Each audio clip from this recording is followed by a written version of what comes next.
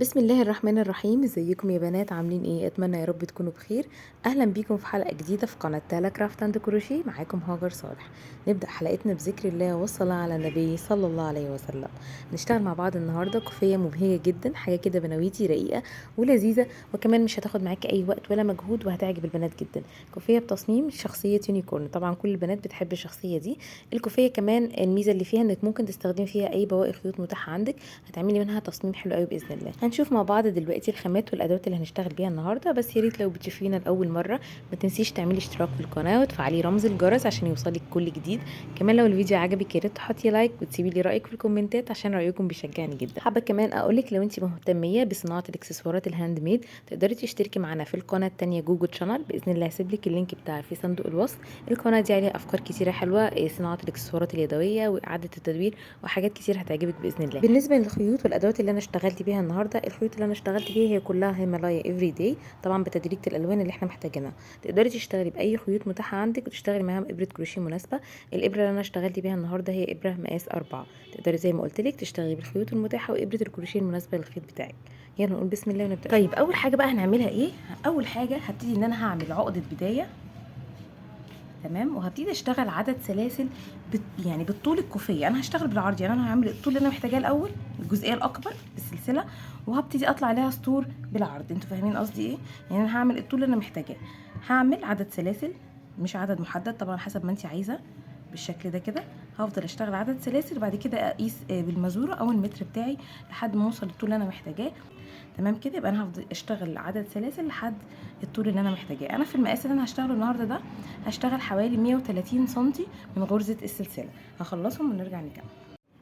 اشتغلت كده خلاص السلسله بتاعتي بالطول اللي انا محتاجاه، تمام بالشكل ده كده. بعد كده بطلع غرزه ارتفاع وبروح واخده لفه على الابره، وما بشتغلش في غرزه الارتفاع دي حاجه، دي بتكون معايا ارتفاع في السطر، وهاخد لفه على الابره وهبتدي اشتغل في الغرزه اللي بعدها على طول غرزه نص عمود. هسحب كده الاقي معايا 3 حلقات على الابره، باخد لفه واطلع من ال3 حلقات كلهم. اروح رايحه اللي بعدها ونفس النظام، هاخد لفه على الابره وهدخل في الغرزه اللي عليها الدور، هجيب خيط واطلع، بيكون معايا 3 حلقات، باخد لفه وبطلع من ال3 حلقات كلهم. كمان مره باخد لفه على الابره وادخل في الغرزه اللي عليها الدور، اسحب خيط وارجع واخد لفه واطلع من ال3 حلقات كلهم. البنات اللي بتشتغل معانا كروشيه لاول مره هتلاقي الدروس الاساسيه دي مشروحه، هسيب لك اللينك بتاعها باذن الله في صندوق الوصف، تلاقيها مشروحه بطريقه اكتر تفصيلا من كده. وامشي السطر كله على كل السلاسل اللي انا اشتغلتها بنفس الطريقه، هشتغل غرزه نص عمود في كل غرزه سلسله بتقابلني لحد ما اوصل لاخر السطر بالشكل ده. هخلص للاخر وارجع لكم. خلصت كده السطر بتاعي لحد الاخر بغرزه النص عمود. دلوقتي للسطر الجديد هطلع سلسله واحده بس ارتفاع، وهاخد لفه على الابره برضو، هلف الشغل على الجنب التاني، وهشتغل برضو في كل غرزه بتقابلني غرزه نص عمود، تمام بالشكل ده كده. بس هلاحظ حاجه، ان انا وانا شغاله مش هدخل تحت الحلقتين بتوع الغرزه، انا هدخل تحت الحلقه الخلفيه بس. هو ممكن يكون اللون ده غامق معانا شويه علشان انا محتاجه للاسف ابتدي بلون غامق، فانا هوريكم برضو شكل الغرزه تاني لما اوصل للون فاتح شويه. تاني انا باخد لفه على الابره، مش هدخل تحت حلقتين الغرزه زي ما احنا متعودين في شغلنا العادي، انا هدخل تحت الحلقه الخلفيه بس للغرزه. هسحب خيط وارجع واشتغل غرزه نص عمود عادي جدا. الحلقه اللي بعدها باخد لفه وبرده هاخد الحلقه الخلفيه بس للغرزه واشتغل عليها غرزه نص عمود. طبعا احنا متعودين اي غرزه عندنا بيبقى ليها طرفين او حلقتين، تمام. انا لما باجي بشتغل على الحلقه الخلفيه بس، يعني غرزه نص عمود على الباك لوب للغرزه الاولانيه بالشكل ده كده. وهمشي السطر كله لحد الاخر بنفس الطريقه، هشتغل غرزه نص عمود على الحلقه الخلفيه بس لحد اخر السطر. هخلص السطر ده لحد الاخر ونرجع نكمل مع بعض. كده خلاص خلصت السطر التاني بنفس الطريقه، وهنبتدي نلاحظ بقى ان الشغل بقى ليه كده حرف او بروز، هيبان معانا اكتر في السطور الجايه والالوان الفاتحه باذن الله. طيب دلوقتي انا خلصت سطرين من اللون ده، هبتدي اغير اللون. بغير اللون فين بقى؟ في اخر غرزه عندي في السطر بنفس الطريقه. دايما اخلي بالي ان اخر غرزه عندي بتبقى مستخبيه شويه لتحت، يعني مش ظاهره ابس، اوعوا توقعوها، لان انتوا لو قعدنا نوقع اخر كل غرزه في كل سطر على ما نخلص الكوفيه هنلاقيها اخدت معانا شكل مثلث، لان يعتبر بعمل تناقص في اخر غرزه. يبقى لازم اخلي بالي جدا واشتغل اخر غرزه معايا. لو انا مبتدئه ممكن اعمل حاجه من الاثنين، ان انا ابقى حافظه العدد، واعتقد ده هيبقى صعب شويه لان احنا شغالين عدد سلاسل كبير، او اكون حاطه علامه في اخر غرزه عشان ابقى عارفه فين اخر غرزه عندي في السطر، ما اضطرش ان انا اوقعها او تخلي معايا في العدد. تمام. دلوقتي بقى هنغير لون بنفس الفكره وبنفس الطريقه، باخد برضو لفه على الابره وبدخل في اخر غرزه عندي في السطر برضو على الحلقه الخلفيه، واسحب خيط. هيكون معايا 3 حلقات بالشكل ده كده. بعد كده بقى هجيب اللون الجديد وابتدي ان انا اسحبه واخلص بيه الغرزه بتاعتي بالشكل ده كده. تمام كده. وهاجي بقى من ظهر الشغل وابتدي ان انا اربط الطرفين دول مع بعض. بص بقى الخيط ده مش محتاجه الطول ده كله، خلاص. اربط كده. تمام. وابتدي بقى امسك الخيط الجديد هو اللي هشتغل بيه السطر الجديد اللي معايا.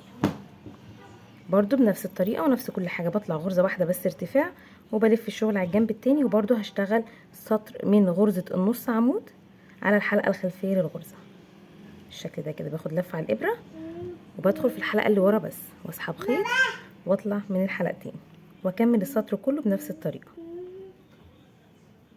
باخد لفه على الابره واخش في الحلقه الخلفيه للغرزه واسحب خيط واطلع من الحلقتين واكمل السطر لحد الاخر بنفس الطريقه.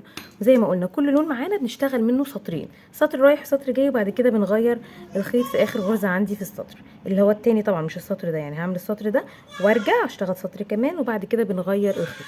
اخلص السطر ده وارجع لكم تاني ان شاء الله. خلصت كده السطر الاخر بنفس الطريقه، ودي اخر غرزه عندي في السطر. وزي ما قلنا اخد بالي من اخر غرزه ما انساهاش عشان ما تبوظليش العدد، وبرده اشتغل فيها غرزه نص عمود. السطر الجديد بطلع سلسله واحده بس ارتفاع وبلف الشغل، وبعد كده برجع اكرر نفس اللي اشتغلته السطور اللي فاتت. باخد لفه على الابره واشتغل بقى على الحلقه الخلفيه. هنا اللون اوضح شويه ان شاء الله تكون واضحه معاكم. لفه على الابره كده وبشتغل على الحلقه الخلفيه للغرزه، بسحب خيط وبعدين باخد لفه واطلع من 3 حلقات. باخد لفه على الابره واشتغل على الحلقه الخلفيه بس، واكمل غرزه النص عمود بتاعتي عادي. وبكمل بقى كل السطور وكل الالوان بنفس الطريقه دي. كل لون بشتغل منه سطرين، سطر رايح وسطر جاي. هتلاقي ان دايما تغيير الخيوط كلها في جنب واحد. كل لون من الالوان بنشتغل منه سطرين 2 بس، وكل شغلنا العرض اللي احنا محتاجينه بيكون على الحلقه الخلفيه، وكل الغرز بغرزه النص عمود. هكمل بقى كده كل الالوان بنفس الطريقه ونرجع نكمل مع بعض باذن الله.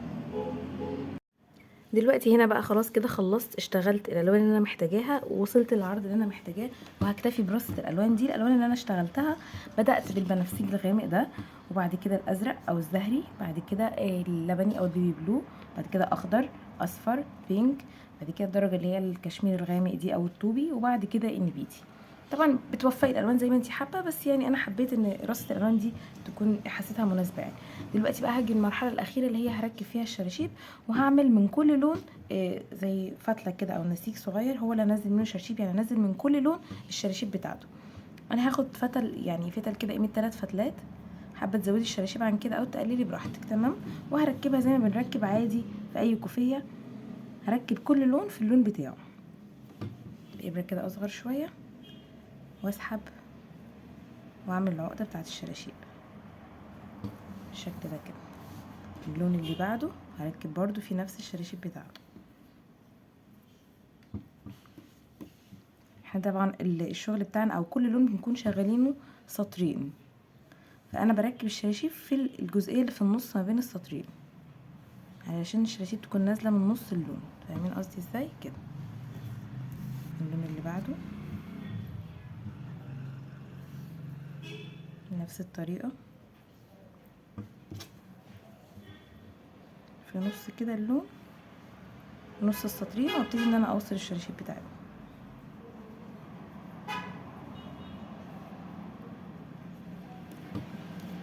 كملهم كلهم للاخر بنفس الطريقه ونرجع نكمل. دلوقتي بكون مجهزه لوحده اليونيكورن اللي احنا اشتغلناها مع بعض في الفيديو اللي فات، وهسيب لك اللينك بتاعها في صندوق الوصف واول تعليق مثبت تحت الفيديو. دلوقتي بقى هيبقى فاضل معانا اخر التفصيله اللي هي ان احنا هنثبت اليونيكورن بتاعتنا على الكوفيه بالشكل ده كده. ودي طبعا حابه تثبتيها بمسدس الشمع ماشي، حابه تخيطيها براحتك، بس طبعا الخياطه هتبين الخيط من الجنب التاني.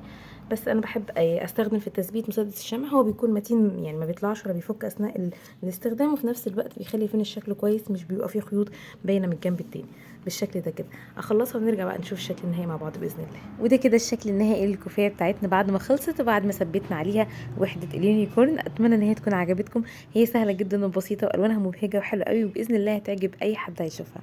يا ريت بقى لو بتشوفونا النهارده لاول مره ما تنسوش تعملوا اشتراك في القناه وتفعلي رمز الجرس وتعملي لايك على الفيديو. وسيبي لي رايك في الكومنتات. نتقابل على خير قريب باذن الله في فيديو جديد، والسلام عليكم ورحمه الله وبركاته.